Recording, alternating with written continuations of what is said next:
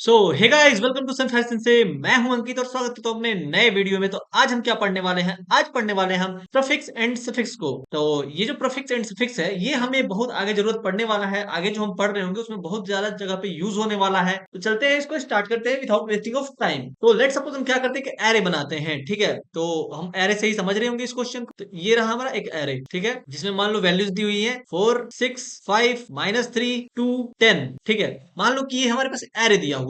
पहले हम समझते हैं प्रीफिक्स एंड सफिक्स जो है वो होता क्या है। तो अगर मैं आपको सिंपल सा लैंग्वेज में बताऊं तो प्रीफिक्स मतलब होता है जो स्टार्टिंग से शुरू हो रहा है, ठीक है। इसको हम कहते हैं प्रीफिक्स। अब ये प्रीफिक्स ये है क्या, और सफिक्स मतलब जस्ट लास्ट से शुरू हो, ठीक है, सफिक्स। अगर मैं सिंपल लैंग्वेज में आपको समझाने की कोशिश करूं तो ऐसा आप समझो, ठीक है। प्रीफिक्स होता है जो शुरू से शुरू हो, जो सफिक्स होता है वो लास्ट से शुरू होता है, ठीक है। अब एक एग्जांपल जो मैं आपको बताने वाला हूं वो है प्रीफिक्स सम। प्रीफिक्स सम, अब ये प्रीफिक्स सम क्या होता है? प्रीफिक्स सम जो है वो कहता है क्या कि अगर मैं इस इंडेक्स पे खड़ा हूं तो जीरो इंडेक्स से इस इंडेक्स तक का सम कितना है, ठीक है। तो 4 4 6 10 5 15 -3 यानी कि 12, ठीक है। तो 12 आंसर आएगा प्रीफिक्स सम। अगर मान लो कि मैं यहाँ पे खड़ा हूं तो कितना आंसर आएगा? तब 12 होगा 14, ठीक। अगर कोई आपसे पूछे कि प्रीफिक्स सम इंडेक्स 2 तक का कितना है, तो आप क्या करोगे? जीरो इंडेक्स से लेकर 2 इंडेक्स तक के जितने भी एलिमेंट्स होंगे उसको जोड़ के आप आंसर बता दोगे, यानी 4 6 10 5 15, ये होगा आपका आंसर। अगर मुझे इस पूरे एरे का प्रीफिक्स सम निकालना हो तो वो मैं कैसे निकाल सकता हूँ? फर्स्ट ऑफ ऑल तो मैं इन सारी चीजों को क्लियर कर देता हूँ। तो हम क्या करते हैं, एक एरे बनाते हैं और उसका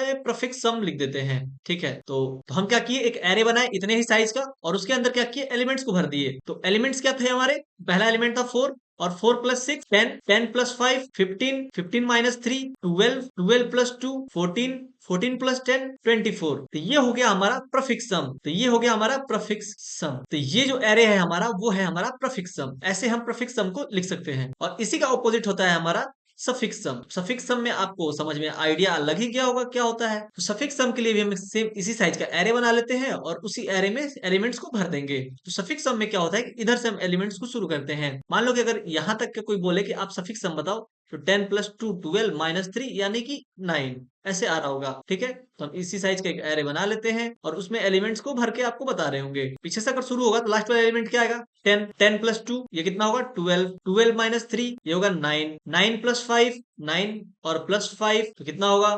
14, 14 प्लस 6 20, 20 प्लस 4 24, ठीक। तो ये रहा हमारा सफिक्स सम।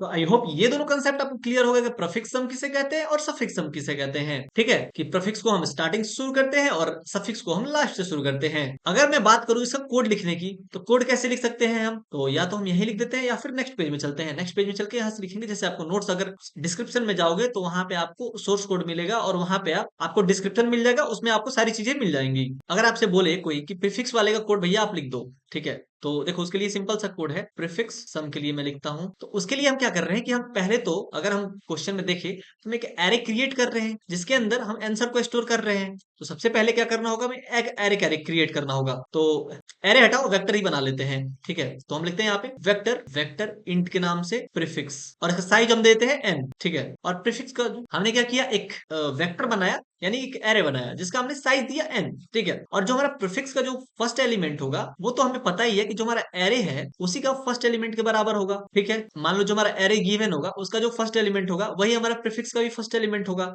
ये तो हमें पता ही है, क्योंकि अगर हम क्वेश्चन में देखें तो यहाँ पे जो हमारा फर्स्ट एलिमेंट है वही हमारा यहाँ भी फर्स्ट एलिमेंट है, कोई तो चेंज हुआ नहीं है। तो जो गेम है वो यहाँ से स्टार्ट होता है, for i is equal to 1 से, ठीक है। i जो हमें 0 से नहीं स्टार्ट करके 1 से स्टार्ट करेंगे। i जो है लेस देन n तक, फिर i को हम इंक्रीमेंट कर रहे हैं हर बार, ठीक है भैया। तो मुझे पता है कि मैं पहला एलिमेंट जो है वो कॉपी कर चुका हूं, अब मैं दूसरे एलिमेंट से चीजों को शुरू करूंगा, इसीलिए मैं यहाँ पे दे रहा हूँ for i is equal to 1 से, ठीक है। तो अब क्या होगा, प्रीफिक्स i के अंदर क्या आ रहा होगा? तो प्रीफिक्स i जो होगा उसके अंदर अब क्या आएगा, अब ये बताओ। इसके अंदर आएगा prefix i-1 plus array of i, array of i यही आ रहा था। अगर मैं प्रीफिक्स i को अगर 0 लेता हूं तो 0 इंडेक्स पे लेट सपोज 4 है, ठीक है। 0 -1, देखो प्रीफिक्स तो हमारा शुरू ही होता है 1 से। यहाँ पे हमारा लूप जो है वो शुरू ही हो रहा है 1 से। जब ये 1 से शुरू हो रहा है तो क्या हो रहा है, प्रीफिक्स हमारा आई में यानी 1 में क्या स्टोर होगा, 1 - 1। यहाँ पे अगर इसको हम देखते हैं तो 1 - 1 होता है, ठीक है। तो 1 - 1 यानी कि 0, 0th इंडेक्स पे 0th इंडेक्स प्लस प्लस। अब एरे ऑफ आई पे क्या है, तो एरे ऑफ आई पे अगर हम देखें क्या है, 6 है, तो 6 वाले को ऐड करना है। एरे ऑफ आई यानी कि 1th इंडेक्स, तो 0 पे क्या है, तो 0 पे है 4 और 1 पे क्या है 6, ठीक है। तो ये हो गया 10, जो कि हमारा प्रफिक्स ऑफ 1 यानी कि हमारा पहला हमारा जो एरे था ऐसे था, 4 वाला तो पहले यहाँ पे कॉपी हो गया था, 4 कॉपी हो गया था, 6 वाले के लिए तो फिर सेकंड वाले के लिए एरे ऑफ 1 के लिए हम यहाँ पे इसको निकाले, तो ये हमारा आया 10, ठीक है। तो ऐसे हमारा ये आउटपुट निकला। इस लाइन का मतलब आप समझ गए होंगे, ठीक है। हम इसको जरा इरेज कर देते हैं। तो ऐसे करके हम क्या कर रहे हैं, प्रीफिक्स को निकाल रहे हैं। अब देखो हमने क्या किया, प्रीफिक्स कोड तो लिख दिया। अब आपका होमवर्क क्या है, होमवर्क जो है बहुत लोग करते हैं नहीं, फिर बोलोगे कि भैया मेरा कुछ होता नहीं है। होमवर्क है आप सफिक्स का कोड लिखोगे, सफिक्स सम का कोड लिखोगे, कोड, ठीक है। तो यही आपका होमवर्क है। सफिक्स क्या वाला क्या होगा, लास्ट से शुरू होगा, उसमें आप क्या करो, वेक्टर क्रिएट कर लो, एरे क्रिएट कर लो, उसके अंदर क्या करो, लास्ट वाले में लास्ट का वैल्यू डाल दो, फिर लूप को उल्टा चला दो, फिर जो वैल्यू है उसको स्टोर कर लो सम करके, बस सिंपल सा है। अब हम चलते हैं अपने नेक्स्ट प्रॉब्लम की ओर, ठीक है। तो आई होप आपको प्रीफिक्स और सफिक्स में अभी तक तो कोई दिक्कत नहीं होगा, ठीक है। मान लो कि आपको एक एरे गिवन है, ठीक है। एरे जो है कुछ ऐसा है, 4 3 7 2 8, ठीक है। ये रहा एक एरे। क्या आपको पता है कि सब एरे का मतलब क्या होता है? सब एरे का मतलब होता है एरे का कोई भी एक पार्ट, ठीक है। यानी कोई एक एरे का सब एरे यानी कि इसका कोई एक पार्ट, ठीक है। लेट सपोज इसका पार्ट यहाँ से यहाँ तक भी हो सकता है, यहाँ से यहाँ तक भी हो सकता है। ये सारी जो चीजें हैं वो इसका पार्ट, ठीक है। यानी एरे का कुछ पार्ट को हम कहते हैं सब एरे। और वो जो पार्ट होना चाहिए वो कंटिन्यूअस होना चाहिए, यानी कि लाइन बाय लाइन होना चाहिए। ये नहीं कि आप एक यहाँ से उठा लिए, एक यहाँ से उठा लिए, एक यहाँ से उठा लिए, ऐसे नहीं होना चाहिए। यानी मैं इसको भी सब एरे कह सकता हूँ, इसको भी सब एरे कह सकता हूँ, पूरे इसको भी सब एरे कह सकता हूँ, पूरे इसको भी सब एरे कह सकता हूँ, इसको भी सब एरे कह सकता हूँ, ठीक है। या फिर पूरे को मान लो कि एक को छोड़ के सबको इसको सब एरे कह सकता हूँ, या फिर एक सिंगल को सब एरे कह सकता हूँ, ठीक है। लेकिन मैं ऐसा नहीं कह सकता हूँ कि ये एक हो गया, ये एक हो गया, तो ये सब एरे नहीं होगा, ठीक है। कंटिन्यूअस होना चाहिए, ठीक है। कंडीशन ये है कि ये आपका सब एरे है, जैसे कि 3 और 7 ये आपका सब एरे है, 7 2 8 ये आपका सब एरे है, 4 3 ये आपका सब एरे है, 4 ये आपका सब एरे है, 2 8 ये आपका सब एरे है, 4 3 7। ऐसे आपका सब एरे नहीं हो सकता है कि 4 3 8, ऐसा नहीं हो सकता है, ठीक है। ये क्यों नहीं है, क्योंकि ये कंटिन्यूअस नहीं है, क्योंकि ये लाइन बाय लाइन नहीं है। इसका देखो यहाँ पे ये है और इसके बाद यहाँ पे जंप है, तो ऐसे हम इसको सब एरे नहीं कह सकते हैं। तो यहाँ तक आपको सब एरे का मतलब समझ में आ गया होगा। चलिए एक क्वेश्चन देता हूँ मैं आपको। क्या 4 3 2 8 क्या ये सब एरे है? इसका कमेंट में जल्दी से जल्दी आंसर बताइए, ठीक है। आंसर इन कमेंट, तो जल्दी से जाइए और कमेंट में आंसर बताइए, क्या ये आपका सब एरे है? अगर ये सब एरे है तो यस लिखे, नहीं है तो नो लिखे, ठीक है। दिस इज नॉट सब एरे लिखे, ठीक है। तभी आपको पता चलेगा आप कितना समझ रहे हो। अब देखो, अब मैं क्या करता हूँ, इसको थोड़ा हटा देता हूँ, ठीक है। अब मैं आपसे बोलता हूँ कि यहाँ पे वन साइज का कितने सब एरे हैं, ठीक है। तो वन साइज के सब एरे की बात करूं कितना है, तो एक हमारे पास यहाँ पे 4 हो जाएगा, ठीक। एक हमारे पास 3 हो जाएगा, एक हमारे पास 7 हो जाएगा, एक 2 हो जाएगा, एक 8 हो जाएगा, हुआ। फिर बात करूं मैं टू साइज के कितने एरे होंगे, टू साइज के कितने सब एरे होंगे, तो एक हमारे पास हो जाएगा 4 3, ठीक है, 4 3। एक हो जाएगा हमारे पास 3 7, फिर एक हो जाएगा हमारे पास 7 2, फिर एक हमारे पास हो जाएगा 2 8, ठीक है। अब कुछ लोग कुछ बुद्धिजीवी आएंगे, कहेंगे कि भैया 4 7 भी तो हो सकता है। तो जरा सा गौर फरमाइएगा कि अभी हमने थोड़ी देर पहले आपसे कहा था ये जो है कंटिन्यूअस होना चाहिए, बीच में गैप नहीं होना चाहिए, तो ये तो होगा नहीं, ठीक है। चलो भैया इसको हटा दिया जाए। फिर बात की जाए कि 3 साइज के कितने सब एरे होंगे, 3 साइज के, तो वो होगा एक 4 3 7, एक 4 3 7 हो गया। फिर एक हो जाएगा 3 7 2, एक ये हो गया, चलो भैया ये भी हो गया। फिर एक हो जाएगा 7 2 8, चलिए भैया एक ये भी हो गया। यानी तीन हमारे पास 3 साइज का एरे हो सकता है। फिर बात रहा कि 4 साइज का कितना एरे होगा, सब एरे, तो 4 साइज का हो जाएगा 2 हमारे पास, 4 3 7 2, चलिए भैया एक हमारे पास ये हो गया। फिर एक हो सकता है हमारे पास 3 7 2 8, और तो कोई होगा नहीं इसके अलावा, ठीक है। अगर मैं बात करूं 5 साइज के कितने एरे होंगे, 5 साइज के कितने सब एरे होंगे, तो बस एक ही होगा, 4 3 7 2 8, बस इतने ही। तो हाँ भैया इसके अलावा तो कुछ होगा नहीं, ठीक है। तो हमारे जितने भी सब एरे हो सकते थे उसको मैंने यहाँ पे लिख दिया, 1 साइज का भी लिख दिया, 2 साइज का भी लिख दिया, 3 साइज का भी लिख दिया, 4 साइज का भी लिख दिया, 5 साइज का भी लिख दिया। क्या यहाँ पे 6 साइज का सब एरे हो सकता है? नहीं, क्योंकि यहाँ पे बस जो है 5 ही एलिमेंट्स हैं, 5 एलिमेंट्स ओनली। तो यहाँ पे हमारे पास 6 साइज का सब एरे तो मिलेगा ही नहीं। तो यहाँ पे मैंने सबको क्या किया कि सारे सब एरेस को यहाँ पे मैंने आपको दिखा दिया। क्या आपको समझ में आया कि नहीं आया? अगर समझ में नहीं आया तो वीडियो थोड़ा सा पीछे करके जरूर से देखो। हमारा जो एरे है, सब एरे है, वो कंटिन्यूअस फॉर्म में होना चाहिए, यानी कि जैसे अगर यहाँ पे एक है तो दूसरा यही होना चाहिए, ये नहीं जंप नहीं करना चाहिए। कंटिन्यूअस मतलब होता है लाइन बाय लाइन, जंप करके नहीं, ठीक है। अगर मैं बात करूं कि इसका जो इस एरे का जो साइज होता वो n होता, तो वन साइज का कितने सब एरे बनते? अगर वन साइज की मैं बात करूं तो कितने सब एरे बनते? वो बनते n, ठीक है, वो नंबर ऑफ n बनते, ठीक है। और टू साइज कितने बनते? तो हम देख रहे हैं क्या कि अगर हमारा जो एरे है अगर वो 5 है तो हमारा बना है 4, तो n रहता तो n-1 यानी कि एक कम। फिर 3 साइज का है तो n-2, फिर 4 साइज का है तो n-3, और 5 साइज का है तो अगर वो n साइज का एरे हो जाए तो वो बनेगा सिर्फ एक, ठीक है। और 5 साइज का n-3, n-4। जैसे कि अगर यहाँ पे 5 साइज था तो यहाँ पे कितना बना? 5 बना। यहाँ पे कितना बना? 4 बना। यहाँ पे कितना बना? 3 बना। यहाँ पे कितना बना? 2 बना। यहाँ पे कितना बना? n 1 बना। अगर मैं 5 को n को 5 कंसिडर करूं तो हमारे पास ऐसा मिल रहा था, ठीक। और वैसे ही अगर मैं n साइज का रहे, n-1, n-2, n-3, n-4, last में क्या होगा? n साइज का जब एरे होगा तो वो एक ही बनेगा। तो जो क्वेश्चन होगा वो कुछ ऐसा होगा कि आपको एक क्या होगा कि एक एरे दे दिया गया, ठीक है। क्वेश्चन जो है आपको एक एरे दे दिया गया, तो उस एरे के सारे सब एरेज को आपको प्रिंट कराना होगा। जैसे देखो आपको क्या है, क्वेश्चन दिया हुआ है, इसके पास आपको एक एरे दे दिया गया है, ठीक है। और उसमें क्या करना है आपको? 1 साइज का, 2 साइज का, 3 साइज का, 4 साइज का करते करते n साइज तक के एरे को आपको प्रिंट करना है। आपने लूप तो बहुत अच्छे से पढ़ लिया है, मैंने बहुत सारे क्वेश्चंस भी कराए हैं, तो ये रहा आपका होमवर्क, ठीक है। अब हम आते हैं अपने मेन प्रॉब्लम्स में, जितने भी, जिसलिए मैंने आपको इतना राम कथा सुनाया, इतना जो कहानी सुनाया। डिवाइड एरे इनटू सब एरे विथ इक्वल सम। अब ये क्वेश्चन क्या कह रहा है, जरा इस पे गौर फरमाते हैं भैया। अब देखो जो हमारा एरे है, लेट सपोज हम एक एरे बनाते हैं, ठीक है। तो वो रहा हमारा एरे जिसका वैल्यू है 3, 8, -2, 5, 20, 8, -10, 8, ठीक है। मान लो ये हमारा एरे दिया हुआ है। अब इस एरे को क्या करना है, हमें दो पार्ट में डिवाइड करना है। तो पहला तो यहाँ पे क्लियर हो गया, डिवाइड एरे इन टू सब एरे, ठीक है। यानी मान लो कि हमें इसे दो पार्ट में हमें डिवाइड करना है, ठीक है। दो पार्ट में हम इसको बांट दिए। अब यहाँ पे जो बांटे हैं हम, उसका जो सम है वो इक्वल आना चाहिए, ठीक है। लेट सपोज इसका सम जो है, लेट सपोज 50 आता है तो इधर भी 50 आना चाहिए। मान लो कि एक सब एरे हमारा यहाँ से लेके यहाँ तक आ गया, दूसरा सब एरे यहाँ से यहाँ तक आया, इसका वैल्यू 30 आ रहा है, इसका वैल्यू भी 30 आना चाहिए। अब आपको क्वेश्चन क्लियर हो गया होगा? तो हाँ भैया क्वेश्चन क्लियर हो गया है। अब देखो उसको ऐसा भी नहीं है कि क्या करना है आपको कि वो इक्वली डिवाइड मांगता है। लेट सपोज मान लो कि आप इतना डिवाइड किए, 3 8 कितना हुआ? 11, और इधर का सम कुछ और आया, ठीक है। तो वो बोलेगा नहीं भैया यहाँ पे तो आंसर नहीं मिल रहा है। फिर मान लो वो यहाँ पे आया, फिर यहाँ पे आया, इन तीनों का सम किया तो वो कुछ x आया, इधर का सम किया तो वो y आ गया। फिर मान लो कि यहाँ पे आया, इधर का सम जो है z आया, और इधर का सम जो है a आ गया। फिर मान लो कि और इधर किया तो मान लो कि इधर का सम जो है x आया, और इधर का सम भी x आ गया।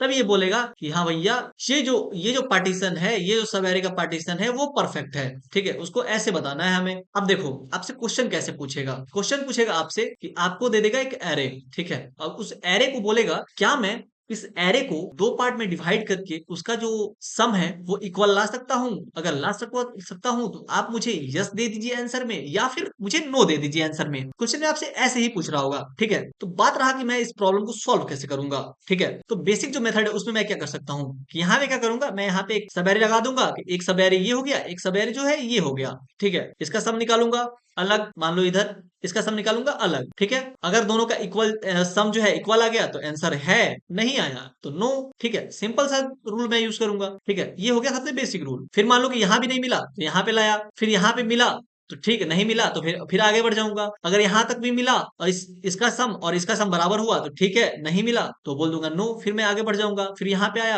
आया, अगर इसका सम और इसका सम बराबर हुआ तो बोलूंगा यस, अगर नहीं हुआ तो नो। यस बोल के मुझे आंसर दे दूंगा, अगर नहीं मिला तो मैं क्या करूंगा, बाहर निकल जाऊंगा। फिर एक बार और इंक्रीमेंट कर लूंगा, फिर क्या करूंगा, इसका सम और इसका सम देखूंगा। अगर इसका सम और इसका सम बराबर आता है तो यस दूंगा, अगर नहीं आता है तो नो दूंगा। फिर इसका सम और इसका सम देख रहा हूँ, इसका और इसका देख रहा हूँ, फिर इसका और इसका देख रहा हूँ।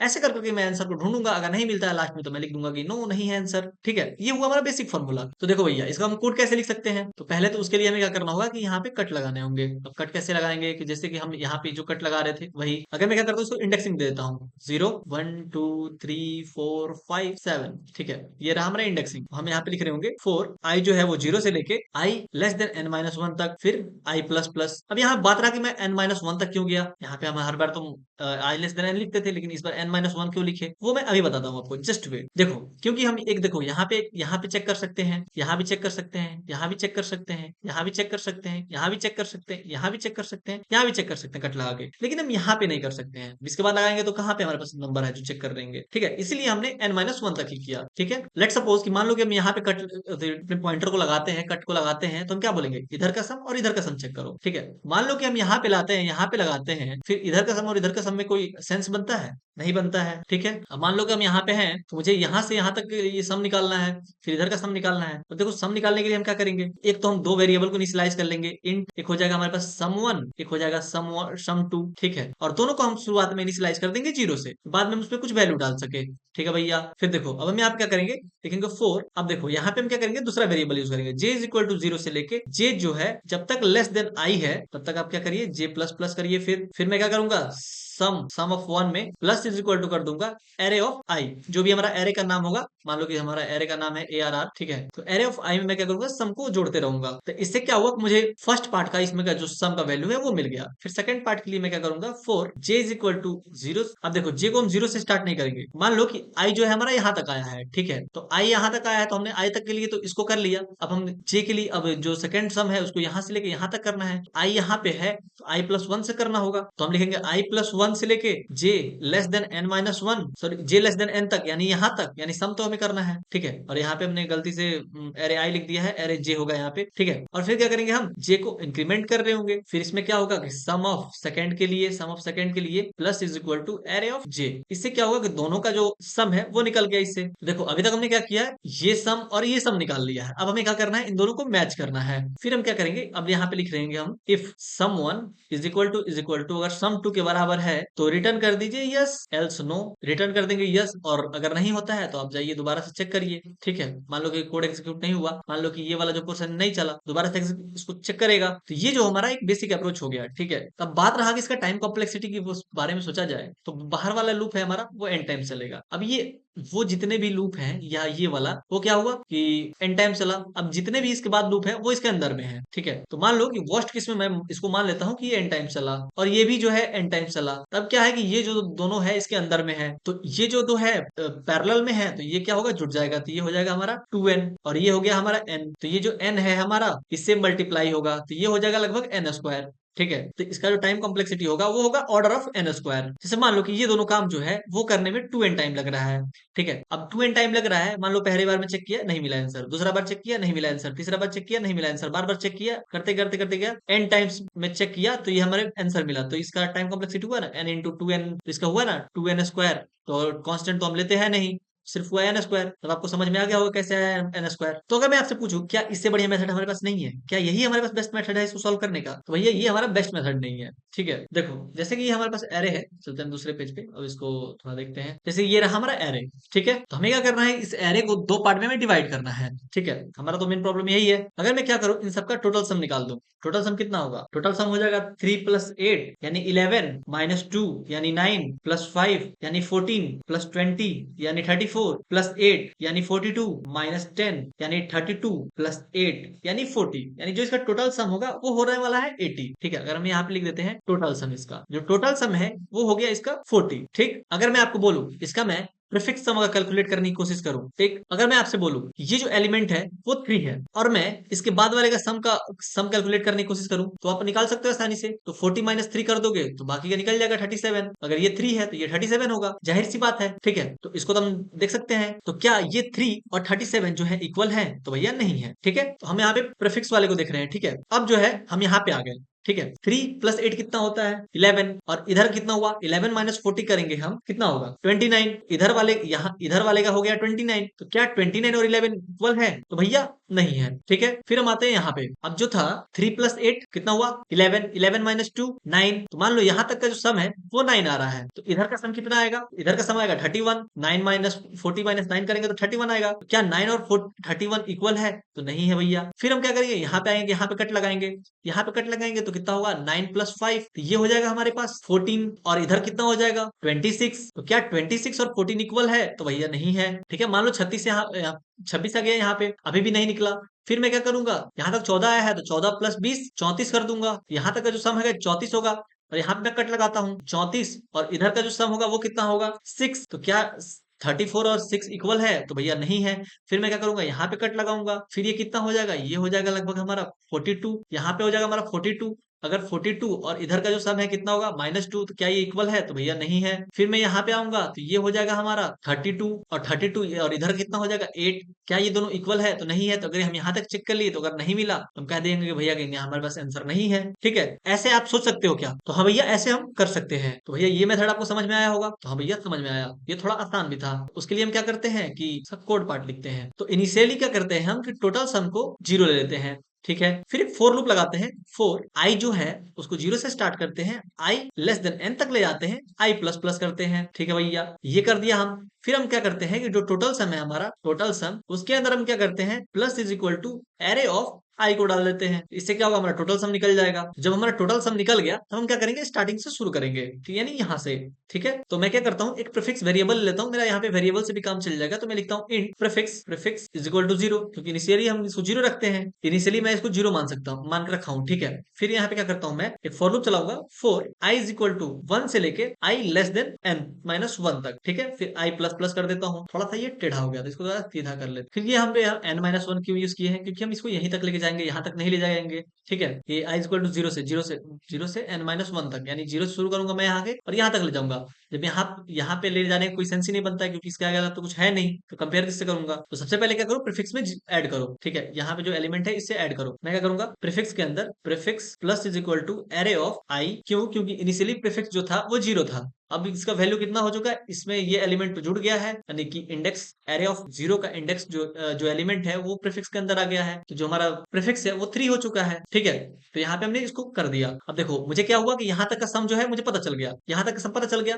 तो यहाँ से यहाँ तक का सम कितना होगा, ये होगा टोटल माइनस प्रीफिक्स, यही होगा ये वाला सम। तो हाँ भैया यही होगा। और फिर मान लो कि जो ये आंसर देगा उसी को मैं क्या करूं, एक वेरिएबल के अंदर स्टोर करा लूं और उससे मैं क्या करूं, प्रीफिक्स का कंपैरिजन करूं, क्योंकि प्रीफिक्स तो हमारे पास ऑलरेडी सम ही निकाल के दे रहा है। उससे अगर मैं कंपैरिजन करूं तो हमारा आंसर जो है वो निकल जाएगा। तो हाँ भैया निकल जाएगा। तो उसको हम ऐसा कर सकते हैं क्या, answer is equal to total sum minus prefix कर देते हैं। तो ये हमारा एक आंसर आ गया। तो यहाँ पे मैं कर सकता हूँ क्या, if answer is equal to prefix हो जाता है ये, तो आप क्या करिए, रिटर्न कर दीजिए 1 को, रिटर्न 1। तो अगर ये नहीं मिलता है दोबारा चलाइए, अगर फिर भी नहीं मिलता है तो पूरे लूप खत्म होने के बाद मैं रिटर्न कर दूंगा 0 को, कि भैया हमारे पास वो चीजें एलिमेंट है ही नहीं। तो बस इतना में ही हमारा जो कोड है वो कंप्लीट हो गया। ठीक है, तो अगर हम इसका टाइम कॉम्प्लेक्सिटी की बात करें तो वो कितना होगा, तो इसका जो चला वो चला n तक, और फिर ये जो चला वो भी चला n तक। तो कितना हुआ, n प्लस n, क्योंकि ये जो दोनों लूप था, यानी कि इसका काम यहाँ तक खत्म हो गया था। ठीक है, दोनों जो लूप था वो अलग अलग था, तो हुआ 2n। तो यानी कि कांस्टेंट है तो ये हट जाएगा, तो इसका ऑर्डर ऑफ n टाइम्स इसका टाइम कॉम्प्लेक्सिटी हुआ। ठीक है, ठीक है, तो हम चलते हैं इसको जरा सा कोड करके देखते हैं। ठीक है, तो कोड करके देखते हैं, चलते हैं अपने VS कोड पे। तो हम सिंपल से यहाँ लिखते हैं हैश इंक्लूड आईओस्ट्रीम, फिर लिखते हैं हैश इंक्लूड वेक्टर, क्योंकि हम वेक्टर यूज करने वाले हैं। फिर हम लिखने वाले हैं यूजिंग नेम स्पेस std, जो कि हमारा स्टैंडर्ड, और फिर हम यहाँ पे इंट मेन फंक्शन देने वाले हैं, इंट मेन। ठीक है, तो ये हमारा सिंपल सा बन चुका है। और बहुत लोग का क्या होता है कि पिछली बार जैसे हमारा भी नहीं रन हो रहा था, तो हम लिख सकते हैं हैश इंक्लूड एल्गोरिदम। ठीक है, हैश इंक्लूड एल्गोरिदम भी यूज कर लेंगे, तो हमारा जो भी चीजें हैं वो चलेंगी। जैसे कि सॉर्ट वगैरह था वो नहीं चल रहा था। तो सबसे पहले हम वेक्टर बनाएंगे, लिखेंगे वेक्टर इंट, उसका नाम रख लेते हैं वेक्टर VEC। ठीक है, और उसका जो साइज है वो मैं ले लेता हूँ n। ठीक है, n साइज का वेक्टर बना लेता हूँ। ठीक है, फिर क्या करते हैं, हम एक यहाँ पे फॉर लूप चलाते हैं। ठीक है, और सबसे पहले तो जो हमने स्पेस को इनिशियलाइज किया है उसको हम यहाँ पे ले ले। ठीक है, तो हम लिखेंगे यहाँ पे इंट n, और हम क्या करेंगे, सीन n करेंगे। ठीक है, जिससे क्या होगा कि हमारे वेक्टर का जो साइज है वो हम यूजर से ले रहे होंगे। ठीक है, फिर हम यहाँ पे एक फॉर लूप लगाया, for i is equal to 0, I less than n, I plus plus, जिससे हम क्या होगा कि उसके अंदर जो भी चीजें हैं वो ले रहे होंगे, वेक्टर को जो साइज है, मतलब जो भी एलिमेंट्स हैं वो लेंगे। ठीक है, तो ये हो गया हमारे पास। तो यहाँ पे हम क्या करते हैं कि यहाँ पे एक लिख देते हैं कि यूजर जो है पढ़ेगा कि इसका करना क्या है, cout enter the size of array. ठीक है, और इसको हमने बंद कर देते हैं जरा सा। फिर हम यहाँ पे आते हैं, ये इतना काम तो हमारा हो चुका है। फिर हम क्या करेंगे, जब हम साइज बता दिए तो हम कहेंगे कि भैया आप हमसे थोड़ा जो वैल्यूज है वो एंटर भी करिए। तो हम यहाँ पे लिखेंगे cout enter the element of array. ठीक है, ये भी हो गया हमारे पास, क्योंकि जब हम इसको रन करा रहे होंगे तो हमें थोड़ा कंसोल पे अच्छा दिखेगा, तो थोड़ा हमें भी अच्छा लगेगा। लेट्स सपोज जैसे कि हम यहाँ पे आते हैं, इसको रन करते हैं कोड को, तो यहाँ पे आ रहा है enter the size of array, मान लो कि 32 डाल दिया, फिर enter the element of array, ऐसे करके आता है, थोड़ा अच्छा लगता है। ठीक है, तो यहाँ तक अभी तक हमने क्या किया, यूजर से बस एरे लिया है। ठीक है, एरे ले लिया भैया, चलो भैया हमने एरे तो ले लिया, तो हमें करना क्या है, अब तो हमें करना है ये कि क्या वो इक्वली दो पार्ट में डिवाइड होता है या नहीं होता है, डिवाइड एरे इनटू सब एरे विद इक्वल सम। ठीक है, हमें ये करना है। चलते हैं उसके लिए देखते हैं। तो देखो हम यहाँ पे क्या करते हैं, एक फंक्शन बनाते हैं, फंक्शन का नाम रखते हैं डिवाइड। ठीक है, डिवाइड, और उसके अंदर हम अपने वेक्टर का नाम देते हैं। क्या इसमें हमें अपना वेक्टर का साइज भी देने का जरूरत है, चलो आप लोग बताइए। इसका जरूरत है नहीं, ठीक है, और जो भी हमारे पास आंसर मिलेगा उसको मैं यहाँ पे सी आउट कर लूंगा, ठीक है, सी आउट। जब हमने यहाँ पे बना लिया इसको, इस फंक्शन को, देखो यहाँ पे रेड लाइन दे रहा है। रेड लाइन क्यों दे रहा है? क्योंकि हमने इस फंक्शन को बनाया ही नहीं है। तो हम चलते हैं, बोलते हैं क्या कि हम बुलियन टाइप का अपने फंक्शन जो वैल्यू है वो रिटर्न करेंगे। हमारा फंक्शन का नाम है डिवाइड, और हम इसके अंदर क्या करेंगे कि हमारे पास एक वेक्टर है, ठीक है, वेक्टर का अंदर इंट है, और यहाँ पे जो हमने तो वीईसी नाम से बनाया है, लेकिन यहाँ पे कोई और नाम देता हूँ मैं, ARR देता हूँ, ठीक है, एरे दे देता हूँ। और फिर इससे निकल के मैं इसको क्या कहते हैं, इसको कहते हैं पास बाय वैल्यू, जो हमने फंक्शन को यहाँ पे पास किया है। और यहाँ पे अगर मैं ये लगा दूंगा इसको, तो अभी इसको बोलेंगे हम पास बाय रेफरेंस, ठीक है, और इसको हटा देता हूँ, ये होगा पास बाय वैल्यू, ठीक है, और ये अगर लगा देता हूँ तो ये हुआ पास बाय रेफरेंस। और डिफरेंस क्या है इन दोनों में? जैसे अगर मैं लिखता हूँ इसको ऐसे पास बाय रेफरेंस के जैसे, ठीक है, और इसके अंदर मैं कुछ भी चेंज करता हूँ तो यहाँ पे रिफ्लेक्ट होगा मुझे। अगर यहाँ पे मैं एरे को 10 बना देता हूँ तो यहाँ भी जो वैल्यू होगा वो 10 होगा। और पास बाय, यहाँ पे मैं अगर पास बाय वैल्यू कर देता हूँ, अगर यहाँ पे मैं 10 भी कर दूंगा तो यहाँ जो ओरिजिनल वैल्यू होगा वो वही रहेगा, ठीक है। तो यहाँ पे मैं क्या करता हूँ, एक इंटीजर मैक्स ले लेता हूँ और इसको मैं पास कर देता हूँ इन मीन से, ठीक है, और साथ ही एक प्रीफिक्स भी ले लेता हूँ, comma prefix is equal to 0, ठीक है। तो सबसे पहले हमें क्या निकालना है? हमें निकालना है टोटल सम। टोटल सम हमें निकालना है, तो सबसे पहले तो हमें क्या करना होगा कि टोटल सम भी डिफाइन करना होगा। तो हम यहाँ पे लिखते हैं एक टोटल सम, उसको भी इनिशियलाइज करते हैं 0 से, और साथ में ही एक हम देते हैं कि एरे का साइज भी। तो साइज के लिए हम देते हैं n is equal to array dot size, ठीक है, ये हम निकाल लिए। अब हम क्या करते हैं, टोटल सम हमें निकालना है। टोटल सम निकालने के लिए हम सीधे लिख देंगे int i is equal to 0 से लेके i लेस देन n तक i प्लस प्लस कर देंगे। तब देखो तो टोटल सम हमारा क्या हो जाएगा, total sum plus is equal to array of i। तो एरे ऑफ i के अंदर जो भी वैल्यू होगा वो टोटल सम के अंदर आ जाएगा। फिर हम क्या करेंगे, फिर इस लूप को चला रहे होंगे एक बार, ठीक है, इससे हम बाहर निकल जाएंगे और फिर दोबारा से हम और प्रीफिक्स के अंदर हम उस एरे को ऐड कर रहे होंगे, तब लिखेंगे prefix equal to prefix plus array of i, ठीक है। डायरेक्ट भी लिख सकते हैं, प्लस इज इक्वल टू ऐसे भी लिख सकते हैं। लेफ्ट पार्ट का तो सम हमें मिल गया, इस साइड वाला। अब हमें इस साइड वाले के लिए निकालना है। उसके लिए हम क्या करेंगे, एक हम इंटीजर आंसर ले ले, integer answer is equal to total sum minus prefix कर दूं तो क्या हमारा आंसर जो है वो निकल जाएगा? हाँ भैया निकल जाएगा। और फिर इसके बाद हम क्या करेंगे, कंडीशन चेक कर लेंगे, क्या प्रीफिक्स और आंसर का जो वैल्यू है अगर वो दोनों बराबर है तो आप क्या करिए, रिटर्न कर दीजिए 1 को, रिटर्न 1, ठीक है, अल्ट शिफ्ट F कर लिया। और अगर नहीं मिलता है तो आप क्या करिए, रिटर्न कर दीजिए 0, रिटर्न 0, ठीक है। देखो ये जो है हमारा पूरा टोटल सम निकाला, और इस वाले में हमें कंडीशन चेक हुआ, ठीक है। अगर हम क्या करते हैं, इसको रन कराते हैं, हम तो रन कराते हैं तो देखो हम एक और काम कर सकते हैं कि ये जो है इसको हम हटा सकते हैं, ठीक है, ये वाला जो लाइन है इसको हम हटा सकते हैं। अब इसको हटाने के लिए क्या करेंगे कि जैसे answer is equal to total sum minus prefix हो रहा था, तो हम यहाँ पे कर सकते हैं क्या, टोटल्स अगर हम उसको यहाँ पे कर दें, इस लाइन को अगर हम यहाँ पे कर दें इस आंसर के जगह पे, ठीक है, total sum is equal prefix is equal to total sum minus prefix होगा। इसको जरा हम प्रीफिक्स को इस साइड कर दें, ठीक है, तो क्या होगा, अगर ये प्रीफिक्स जो है इधर आएगा तो मल्टीप्लाई में हो जाएगा। तो ये हम कर सकते हैं क्या, इंटू 2 इंटू प्रीफिक्स, भैया कर सकते हैं। अब जरा इसको रन कराएं हम। यहाँ पे क्या हुआ कि हमने एरे का नाम ही दे दिया है ARR, ठीक है, तो यहाँ पे जितने जगह भी है एरे इसको चेंज करना होगा। अभी सही है, दोबारा से रन कराते हैं इसको। ये लाइन भी छूट गया था तो इसको हम इसको कमेंट कर दे जरा। तो यहाँ पे देखो हैश इंक्लूड लिमिट को ऐड कर लेना, जिसकी वजह से इंटमैन इसमें इंक्लूड हो जाता है, ठीक है। तो इसको इंक्लूड करने से क्या होता है कि वो ऑटोमेटिकली लिमिट लगा देता है कि हाँ यहाँ से यहाँ तक ही होगा, तो मुझे यहाँ पे डिफाइन करने की जरूरत नहीं पड़ती है। अब हम क्या करते हैं, इस प्रोग्राम को दोबारा से रन कराते हैं। रन कराते हैं तो हम क्या देखेंगे, साइज ऑफ एरे। तो मान लो कि हम 10 दे दिया, एलिमेंट्स डालने को बोल रहा है तो हम कोई भी रैंडम एलिमेंट्स डाल देते हैं, 65 20। मैं कोई भी रैंडम एलिमेंट्स को डाल रहा हूँ, जरूरी नहीं है। यहाँ पे क्या दिया कि 0 आंसर दे दिया मुझे, ठीक है। तो हम क्या करते हैं, अपने जो आउटपुट को थोड़ा और बेहतरीन बनाते हैं और यहाँ पे लिख देते हैं आउटपुट इज, ठीक है। अब दोबारा से इसको रन कराते हैं। साइज ऑफ एरे 10, कुछ भी एलिमेंट्स डाल रहे हैं हम, 75 42 58, कुछ भी रैंडम से बोल रहा है। आउटपुट इफ 0, यानी ये गलती से इफ हो गया था, यानी कि वो एग्जिस्ट नहीं करता है, ठीक है। तो ऐसे करके हमने क्या किया कि यहाँ पे इस प्रोग्राम को हमने बना लिया, ठीक है।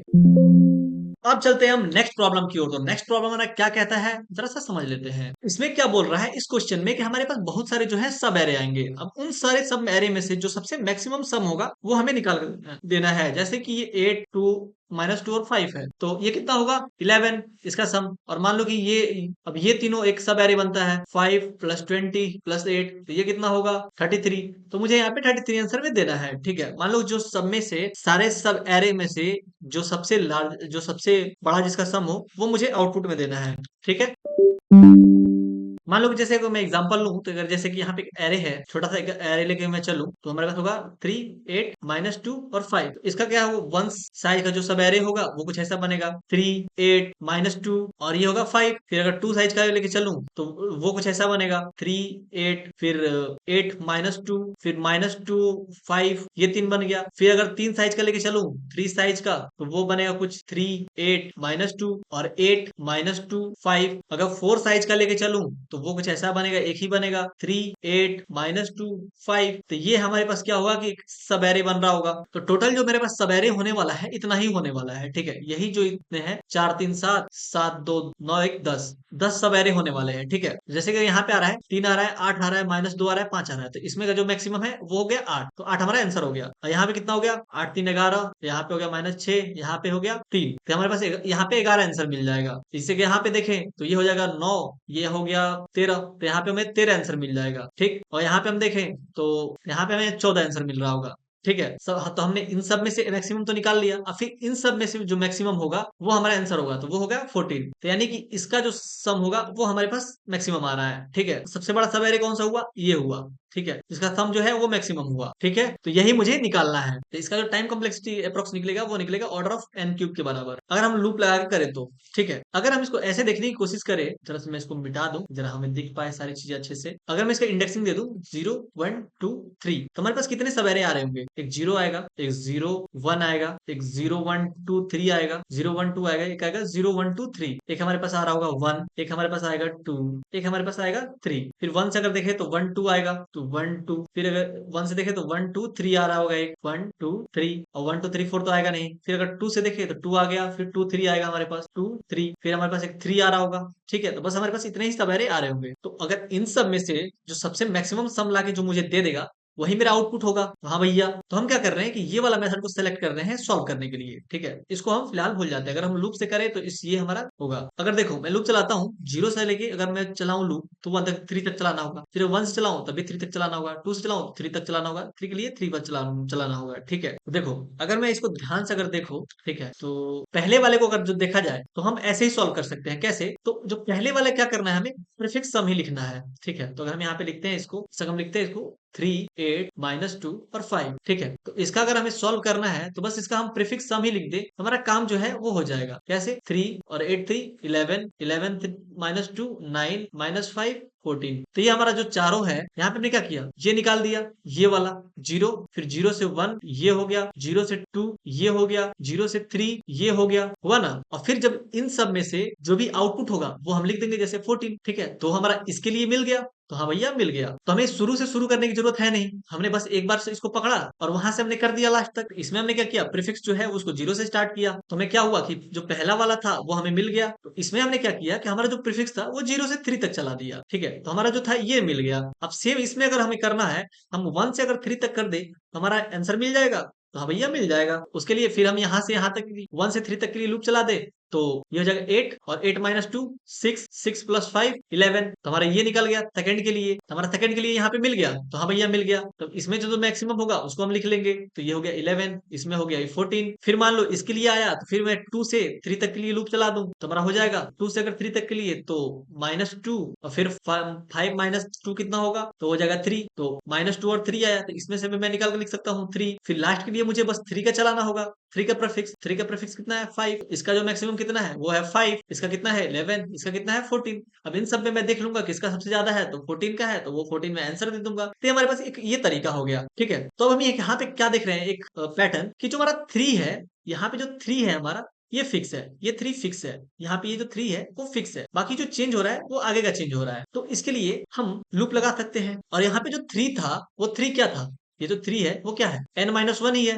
n-1 वही तो है हमारा 3। यानी जो हमारा लूप है वो 0 से लेके n-1 तक लूप चलाना है, या फिर 1 से लेके 1 -1 जितना भी नंबर है उतने में से -n-1 तक लूप चलाना है, ठीक है, तो हम क्या कर सकते हैं, यहाँ पे लिख सकते हैं क्या 4, और स्टार्टिंग का तो हमें पता है नहीं, जैसे कि चल रहा है एक बार 0 से लेके 3 तक, फिर 1 से लेके 3 तक, फिर 2 से लेके 3 तक, फिर 3 से 3 तक चल रहा है ना, 3 से 3 तक ये चल रहा है हमारे पास, तो हमारे स्टार्टिंग का तो पता है नहीं, तो हम उसको लिख सकते हैं क्या, j इज इक्वल टू आई तक, यानी आई से शुरू होगा, फिर जो j है हमारा वो लेस देन n तक चलेगा, फिर j को हम इंक्रीमेंट कर देंगे, j प्लस प्लस कर देंगे, फिर हम क्या करते हैं, प्रीफिक्स को 0 से इनिशियलाइज कर देते हैं, जो हमारा इनिशियल प्रीफिक्स होगा वो तो 0 ही होगा, तो हाँ भैया 0 ही होगा, और हम क्या करेंगे, एक मैक्सी ले लेंगे, जिससे क्या होगा कि हम इनिशियली इंटर मीन से इसको इनिशियलाइज कर देंगे कि जो मैक्सिमम आंसर होगा उसको हम इसके अंदर स्टोर करा रहे होंगे, ठीक है, तो ये जो मैक्सी होने वाला है यही हमारा फाइनल आंसर होने वाला है, ठीक है, जो हमारा मैक्सिमम आंसर को स्टोर करके रखेगा, तो उसको मैक्सिमम आंसर चाहिए, तो इसीलिए हमने यहाँ पे क्या किया, इंट मीन को यहाँ पे डाल दिया, तो हमें क्या करना है, यहाँ पे निकालना है प्रीफिक्स, तो हम लिखने हैं यहाँ पे prefix plus is equal to array of जे,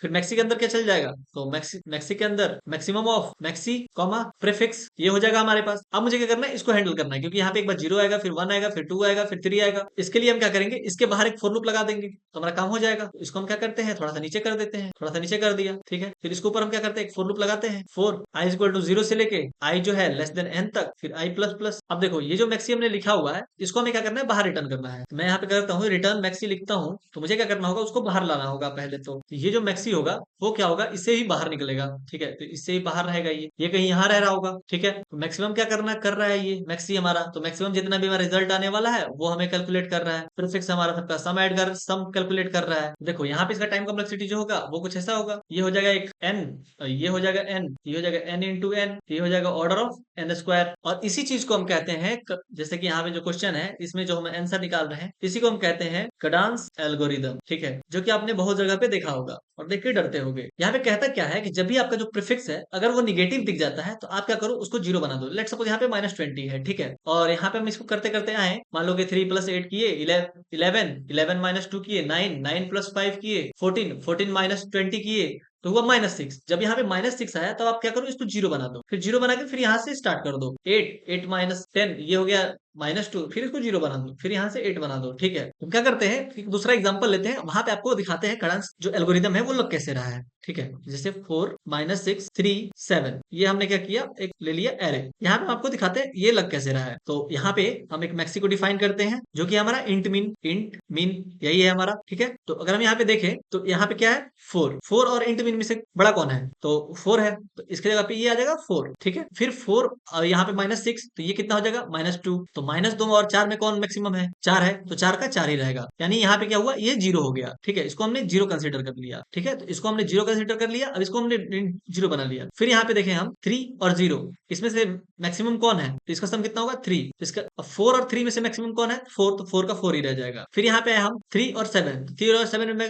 जोड़ने पे कितना होगा 10, तो 10 और 4 में मैक्सिमम कौन है 10 है, तो 4 जो है 10 हो जाएगा। अब बात रहा कि यहाँ पे ये जो निगेटिव पार्ट था तो इसको ये क्यों बोला कि ये 0 बना दो, इसको ये इंक्लूड क्यों नहीं किया, मान लो कि हमारे पास एक एरे दिया हुआ है यहाँ पे ऐसे 2 3 4, ठीक है, तो इसको हम जानते हैं 4 3 7 और 2 9 आंसर इसका आंसर है, ठीक है, और फिर एक और एरे है जो कि है 2 3 2 1 -4, ठीक है, तो हम इसको कर दे 0 1 2 3 4 5, ठीक है, इसको हम ऐसे नंबरिंग कर देते हैं, तो जाने इस सब एरे का जो सम है वो 9 आने वाला है और इस सब एरे का जो सम है वो -1 आने वाला है, ठीक है, तो अगर आप चाहोगे कि इन दोनों को कंबाइन करके मैं एक नया सब एरे बना दूं, ठीक है, इन दोनों को कंबाइन करके एक नया सब एरे बनाओ जिसका अगर जो वैल्यू है वो आएगा 8, क्योंकि इससे तो ये छोटा हो जाएगा, और इससे क्या होगा, जो नया एरे बनेगा वो क्या होगा, इस जो सब एरे से उसका वैल्यू जो है छोटा होगा, तो लेकिन उसको जो चाहिए तो मैक्सिमम वैल्यू चाहिए, लेकिन यहाँ पे जो है छोटा वैल्यू मिल रहा है हमें, मान लो कि ये जो एरे है वो कब चाहेगा किसी के साथ मिलके बड़ा बनने के लिए, कि जब उसका जो वैल्यू है वो मैक्सिमम आए,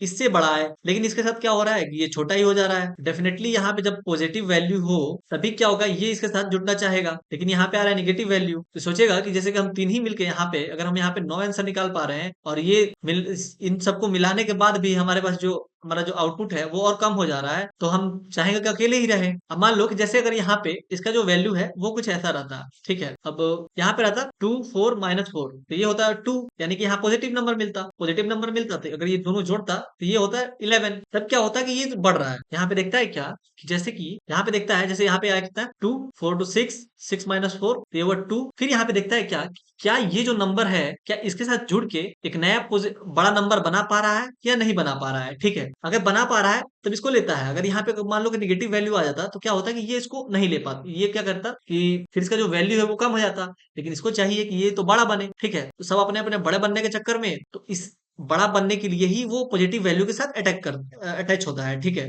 जैसे ये हुआ तो अब 2 रहा तो 2 2 4 हो जाएगा, 4 3 7 और 7 4 ये हो जाएगा 11। तब ये ठीक है। अगर यहाँ पे अगर माइनस आया था तो ये होता है 0 हो जाता।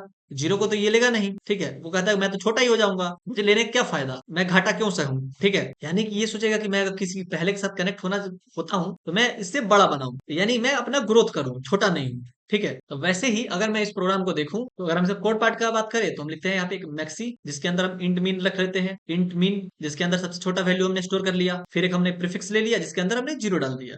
प्रीफिक्स जिसके अंदर है जीरो। ठीक है भैया, फिर हम क्या करते हैं एक फॉर लूप लेते हैं। For I is equal to zero से लेके आई लेस देन एन तक। फिर आई को हम यहाँ पे इंक्रीमेंट कर रहे होंगे और फिर हम इसके अंदर क्या करेंगे प्रीफिक्स का वैल्यू डालेंगे। प्रीफिक्स में क्या होगा, prefix is equal plus is equal to array of i. इसके अंदर एरे ऑफ आई ही तो आ रहा होगा, तो हाँ भैया आ रहा होगा। फिर हम क्या करेंगे मैक्सी का जो वैल्यू है वो उसके अंदर डालेंगे। Maxi is equal to max और मैक्सी और प्रीफिक्स में जो बड़ा होगा उसको ले लो भैया तुम। ठीक है, तो ये हमने कर लिया। अगर जो प्रीफिक्स का वैल्यू है, इफ प्रीफिक्स जो है और उसका वैल्यू अगर नेगेटिव आता है यानी जीरो छोटा आता है तो क्या करो प्रीफिक्स का जो वैल्यू है उसको जीरो कर दो। Prefix is equal to zero कर दो। ठीक है, और फिर इसी लूप को चलाते रहो तो इसका जो टाइम कॉम्प्लेक्सिटी है वो ऑर्डर ऑफ एन आ रहा होगा। ठीक है भैया, तो यही जो हमारा जो एल्गोरिदम है इसको कडांस एल्गोरिदम कहते हैं। तो हम चलते हैं अपने ब्राउजर पे और इस कडांस एल्गोरिदम को सॉल्व करते हैं। तो ये रहा हमारा कडांस एल्गोरिदम। ठीक है, अब देखो हम क्या करते हैं यहाँ पे लिखते हैं इंट एक मैक्सी ले लेते हैं। Maxi is equal to int min. फिर हम क्या करते हैं कि एक प्रीफिक्स ले लेते हैं। प्रीफिक्स इज इक्वल टू इसको इनिशियलाइज कर देते हैं जीरो से। ठीक है भैया, फिर हम क्या करते हैं एक फॉर लूप लगाएंगे और यहाँ पे वेक्टर है तो वेक्टर से हमें फायदा मिल रहा है तो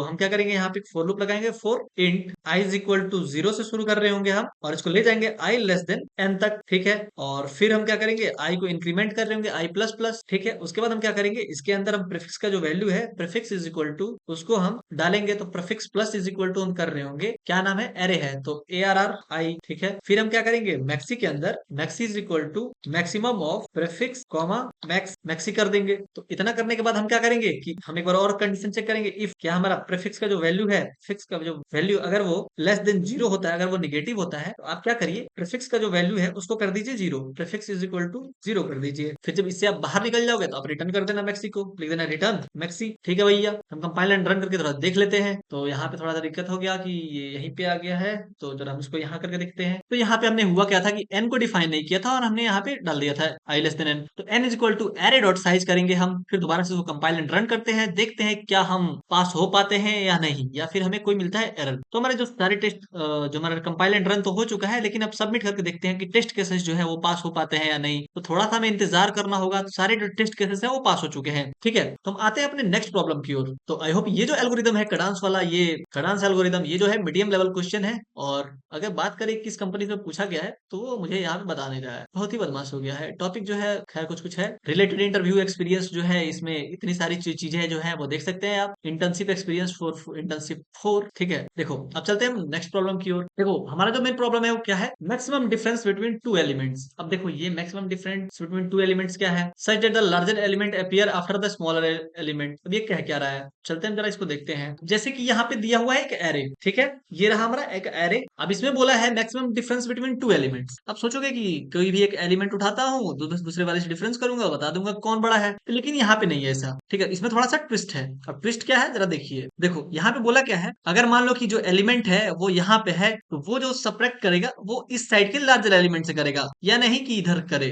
ठीक है, जैसे मान लो 4 पे है या लेट सपोज कि वो आ गया 6 के पास। ठीक है, 6 से पूछ रहा है तो 6 से अब इधर का हम डिफरेंस देखेंगे तो 6 माइनस 4 कितना होता है 2, 6 माइनस 8 कितना होता है 2, 6 माइनस 1 कितना होता है 5। ठीक है, ये माइनस 2 तो इसमें से सबसे लार्जेस्ट होगा वो क्या होगा 5, तो हमें 5 आंसर हो रहा होगा। ठीक है, तो ऐसा हमें बताना है। ऐसा हम नहीं देख सकते हैं कि इधर इधर है और इधर को देख रहा हूँ कि 6 माइनस 10 कर लिया यहाँ पे मुझे आंसर मिल रहा हो, ऐसा नहीं है। ठीक है, और जो डिफरेंस में सबसे मैक्सिमम आ रहा होगा वही हमारा आंसर होगा। यानी अगर हमारा एलिमेंट यहाँ है तो उसको अपना जो लार्जेस्ट एलिमेंट है इस साइड ढूंढना है, ठीक है, इस साइड ही ढूंढना है, इस साइड नहीं ढूंढना है, ठीक है। तो आई होप आपको प्रॉब्लम स्टेटमेंट तो क्लियर हो गई होगी। तो बात रहा कि इसको सॉल्व कैसे कर सकते हैं। तो एक तो हमारे पास ब्रूट फोर्स अप्रोच होगा जो सबसे हमारा सब जगह काम आने वाला। तो कि मैं 2 पे आया और इधर को मैं ढूंढना शुरू कर दिया कि 2 से बड़ा 3 है, फिर 10 है, फिर 6 है, फिर 4 है, फिर 8 है, फिर 1 है। तो मैं जो 10 है वो सबसे बड़ा है कि मैं 2 पे आया, फिर 2 से 2 माइनस 3 किया, 1 आया, फिर 2 माइनस 8 किया, 2 माइनस 10 किया, 8 आया, फिर इसमें से 6 में से 2 को घटाया तो फिर ये